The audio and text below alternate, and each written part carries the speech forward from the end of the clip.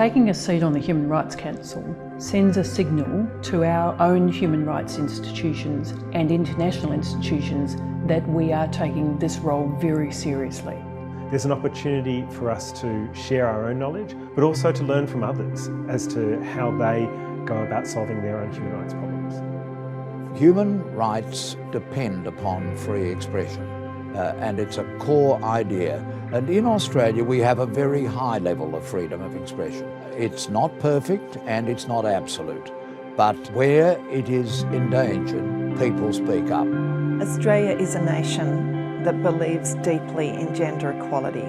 It goes to the heart of who we are and how we live. One of the things I hope Australia could really lead on in the Human Rights Council is on gender equality. Indigenous rights are absolutely critical to the essence of the oldest living culture.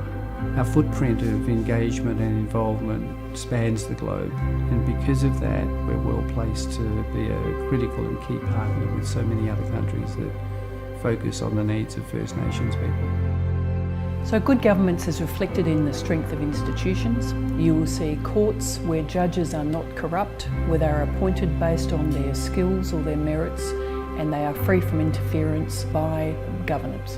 Where there's equality before the law and fairness in trial processes.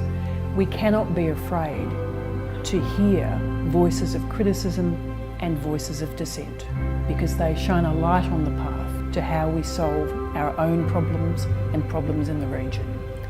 When you become afraid of telling the truth about how things are and how they should be, then we lead to dictatorship and silence.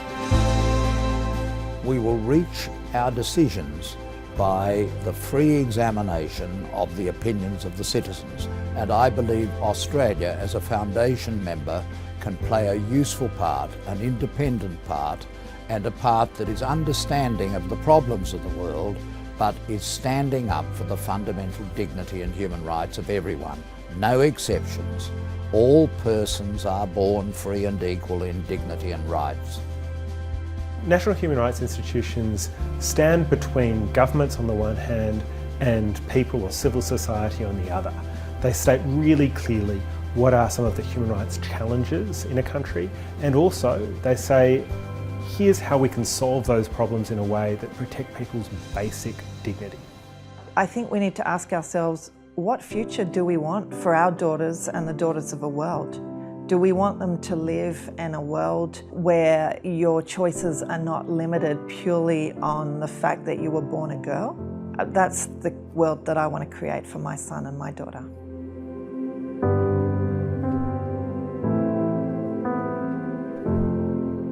As a nation of the Indo-Pacific, Australia would be honoured to serve on the United Nations Human Rights Council. We will bring a pragmatic and principled approach to promoting and defending human rights around the globe.